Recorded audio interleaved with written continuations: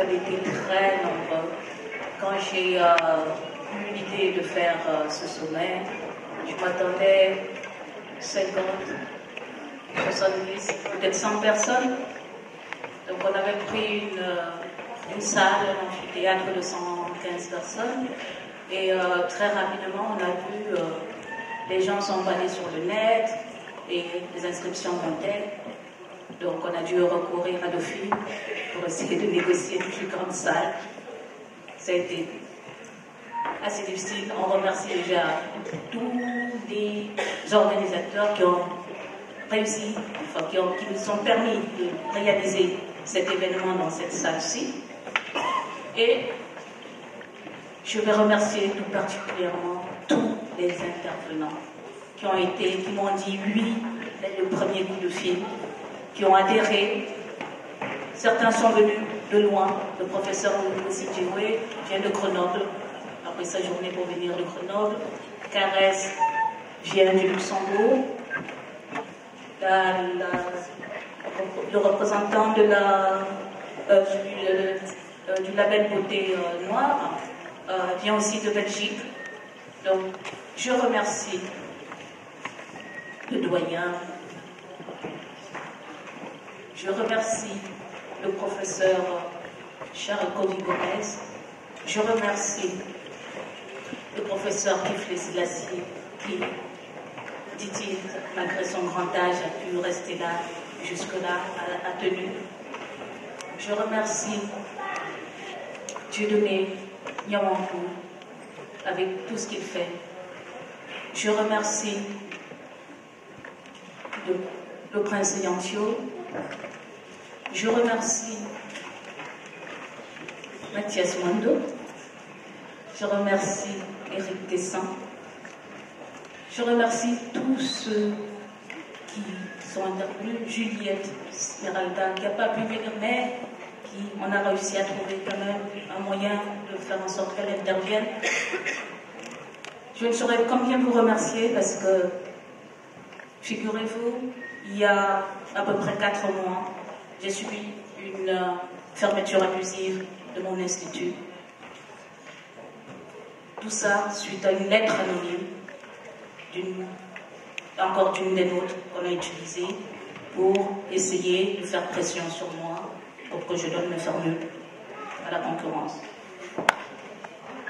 Une lettre anonyme, une simple lettre anonyme où la personne se fait l'auteur et qui n'a même pas laissé un certificat médical. Du jour au lendemain, les autorités m'ont fermé pour 2 mois. Et aujourd'hui, je cherche à déclarer mes produits, soi-disant non conformes aux produits cosmétiques, tout simplement parce que nous utilisons des produits alimentaires. Pour faire court, mes produits sont 100% naturels.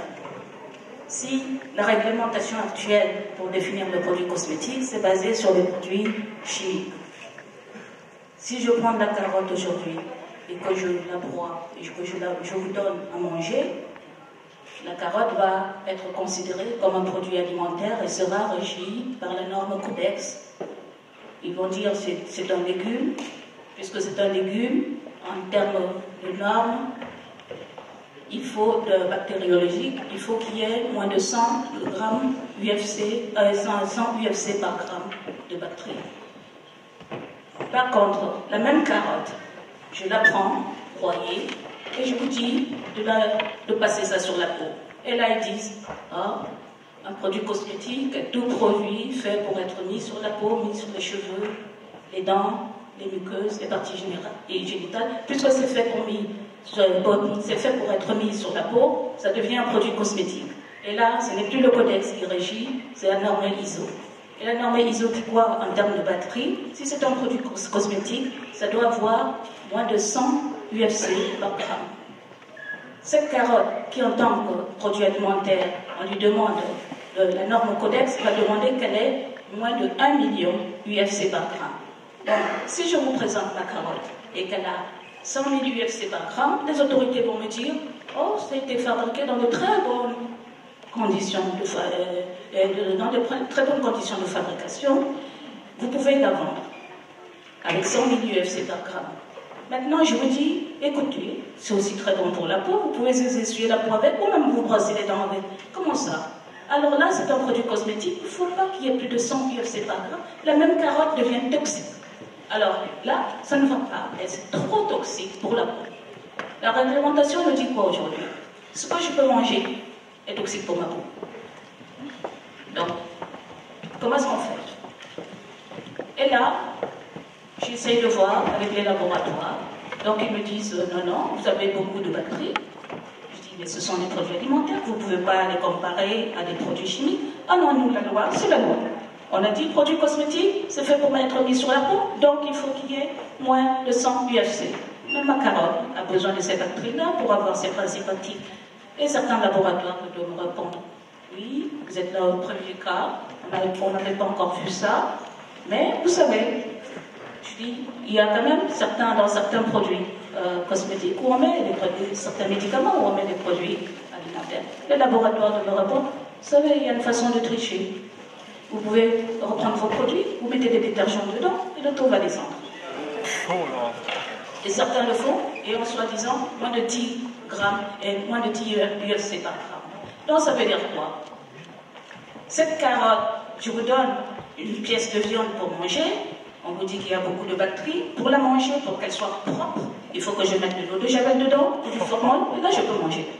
Elle ne sera pas toxique. Donc voilà un peu ce qu'on vit. Aujourd'hui, il faut, donc, malheureusement, tout ce qui est 100% alimentaire, c'est ce retour au naturel. Quand on revient au naturel, c'est pourquoi chaque fois qu'un afro revient au naturel, elle a besoin de produits qui correspondent à sa peau, qui correspondent à ses cheveux-là, et ces produits-là, malheureusement, nous ne les trouvons pas dans les produits chimiques. C'est pas faute de ne pas vouloir les consommer, puisque c'est nous qui les consommons. Les 250 milliards dont on parle, c'est nous qui achetons. Donc, malheureusement, les laboratoires ne veulent pas nous donner les produits qui correspondent à nos 250 milliards. Et que font certains? Il y a cette vague de retour naturel où chacun repart chez sa grand-mère, chercher son beurre de karité et chercher tout ça. Mais le jour où vous voudrez vendre ce beurre de karité, on va vous dire, oh, vous pouvez le manger, mais vous ne pouvez pas le mettre sur la peau. On n'a pas besoin de sortir de Harvard de Dauphine pour savoir ce qu'on peut manger. Il n'est pas toxique pour la peau. Tout à fait. Ça passe bien par un tube digestif qui est aussi une peau. Donc là, on est en train de chercher dans toute l'Europe quelqu'un qui fait la même chose que moi. C'est ça le problème des gens qui innovent et que nous puissions aller jusqu'à Bruxelles pour essayer de forcer Bruxelles à mettre une réglementation conforme aux produits naturels et qu'on puisse imposer à Paris. Sinon, ce sera la mort des produits naturels. Ça, c'est le problème des lobbies. Donc, après cela, après 2 mois de fermeture, où j'ai porté plainte à l'État pour qu'on me montre ce qui s'était passé, qu'est-ce qu'on a pu me produire? Une lettre anonyme. Et on rejette ma plainte parce que j'ai fait une demande en référé d'expertise où j'ai demandé qu'on expertise la personne pour savoir si c'était mes produits qui avaient causé soi-disant des dangers graves, éviter soi-disant un article de la mort. Et c'est dans la préfecture de police me répond, ils me répondent, non, le préfet de police n'a aucun moyen de lever le secret de l'identité de la personne. Et quand je demande des analyses de mes produits, oh non, on ne peut pas faire d'analyse puisque la personne est anonyme. Voilà où on en est. Vous ignorez quoi? Je continuerai à me battre. Je refuse d'être une victime. Je refuse de tendre la joue. Quand on me donne un coup, je rends. Si je ne peux pas rendre, c'est pas grave. Je rendrai toujours.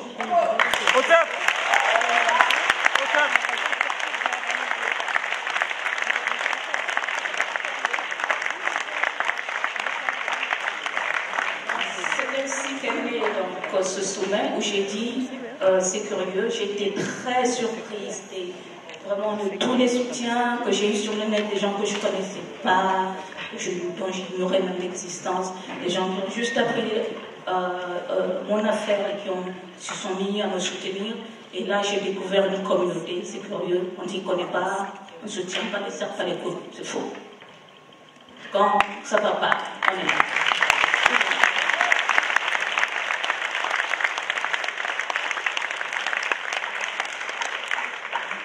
j'ai pu tenir, j'ai ouvert, il n'y a pas de problème.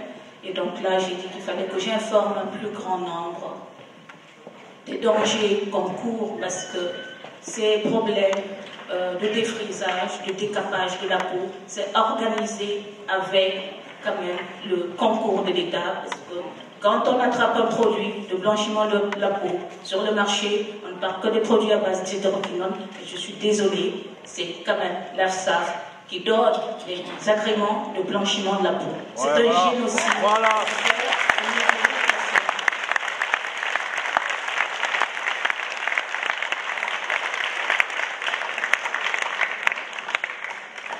On tue notre peuple à petit feu. Il paraît qu'aujourd'hui, le dénominateur commun des produits défrisants, c'est fibrome, cancer du sinus, leucémie et thyroïde. Vous allez voir un peu partout autour de vous des jeunes filles qui ont des fibromes, alors que c'est des maladies qui atteignent les gens à peu près à 40-45 ans. Les médecins ne savent pas l'expliquer. Oh, c'est une maladie qui touche la population noire. Bon, voilà. D'autres ont la thyroïde, elles n'ont pas été déjà mourir, mais oh, c'est héréditaire. Comment ça, c'est héréditaire? Ta grand-mère l'avait? Moi, je ne sais pas, mais ma mère aussi là. Bon. Alors, on ne sait pas. Comme nous ne nous réveillons pas nous-mêmes pour faire les analyses, pour savoir qu'est-ce qui se passe, qu'est-ce qu'on nous met dans nos produits, donc ce sont les autres qui font les produits, et ils ne nous diront pas. Donc, réveillez-vous. Ce que j'ai à vous dire, c'est allumer vos cerveaux. Tout est là-dedans, comme le disait Lima. Réunissez le gauche et le droit. Peut-être que ça donnera quelque chose, mais il faut que ça donne quelque chose. On a 250 millions de dollars que nous dépensons et qui nous attendent. Il est temps que ce soit à nous de gagner cet argent. Et comme le rappelait si bien le prince Yanfio, fera-t-il 2 fois le budget de l'Afrique du Sud. Alors imaginez-vous, il y a une diaspora en France. Vous pouvez nourrir 2 pays comme l'Afrique du Sud. Et vos familles meurent de faim. Question. Donc, vous remercier. Et c'était une première. On a fait un peu à la rate, mais malgré tout, vous êtes là. L'année prochaine, on essaiera de faire encore plus grand. On s'y prendra tout. Et puis, voilà. Le mouvement va aller. On peut tout nous prendre. Mais le cerveau, pour le prendre, il faut le motoriser.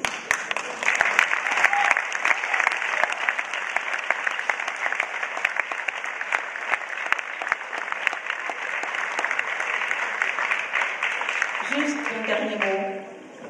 Les Amis de Cinération, c'est une association que j'ai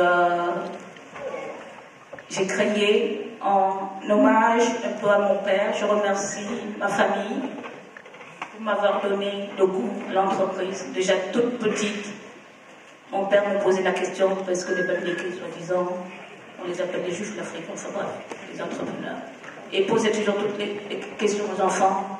Alors toi, tu voudrais faire quoi quand tu seras grand? Et moi de répondre, ministre, papa. Ah, comment ça, ministre? Tu sais combien il gagne? Je dis, je sais pas. Et ça, c'était au Cameroun. Il gagne 150 000 francs. Tu vas gagner 150 000 francs comme un ministre? Ah non, pas plus. Alors, et c'est ainsi que m'est venu le goût de faire une entreprise. Parce que très vite, on m'a dégoûté des métiers qui n'étaient pas, c'est pas qu'ils ne sont pas faits pour nous, c'est simplement qu'on peut faire autre chose que d'avoir toujours attendre que l'autre vous donne un emploi. Donc, on a fait les Amis de Cinération parce qu'il n'y a plus de salles de cinéma en Afrique. Toutes les salles ont fermé avec l'arrivée de la télévision. Et aujourd'hui, nos réalisateurs, nos cinéastes font des films. En France, ces films-là ne passent pas. Et avec les petits moyens qu'ils ont, certains mettent 10 ans pour produire un film. Et une fois qu'il l'a produit, même dans son propre pays, il ne peut pas le diffuser. Simplement, manque de salles de cinéma. Donc il faut qu'ils puissent courir à Ouaga, espérant que peut-être pendant le festival, son film passera, mais qui le voit? Et en attendant, nous n'avons pas nos moyens de médias. Qu'est-ce qu'on nous met à la télévision? Le feu de l'amour. des Brésiliens, je ne sais pas, whatever, mais tout sauf notre culture. Donc, ce que j'ai pu faire au niveau, je dis toujours du beurre de karité, qu'est-ce que tu fais? Je fais du beurre de karité. Ce que j'ai pu faire au niveau de la cosmétique alimentaire naturelle, tout est à faire. L'Afrique, il n'y a que ça. Ça ne demande que vous. L'Afrique ne demande que ses enfants qui ont été déportés et qui aujourd'hui travaillent pour d'autres. L'esclavage est dans la tête. L'angle des pieds.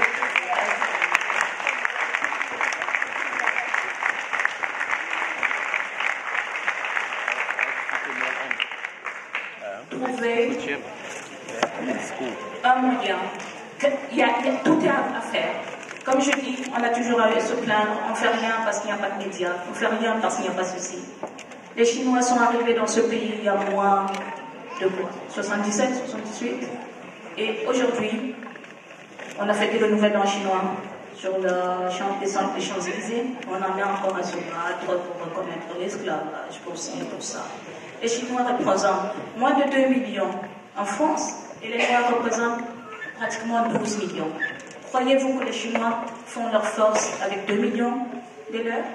Ils ont vendu les produits au leurs. Quand ils ont été saturés, ils ont commencé à vendre les nôtres. Pendant qu'ils vendaient les nôtres, où étions-nous? C'est avec nos 12 millions de têtes qu'ils font cet argent-là. Et nous en sommes toujours à pleurer.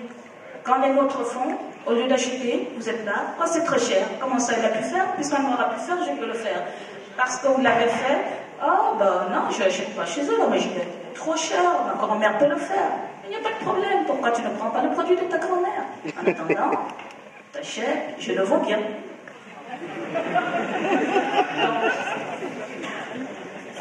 Aujourd'hui, les Chinois ont pu percer, on ne voit aucun Chinois à la télé. Et le Chinois, pour vous vendre votre beurre de karité que vous achetez chez le Chinois, il ne va pas à la télé pour vous faire une pub. C'est tout simplement que quand vous sortez de votre immeuble en bas de chez vous, le Chinois il est là, il est présent.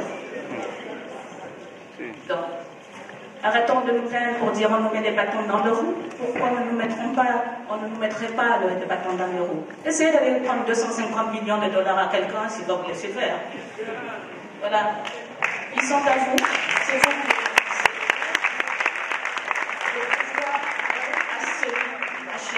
il n'est pas à celui qui vend. Donc, récupérez vos 250 milliards et vous allez arrêter de pleurer.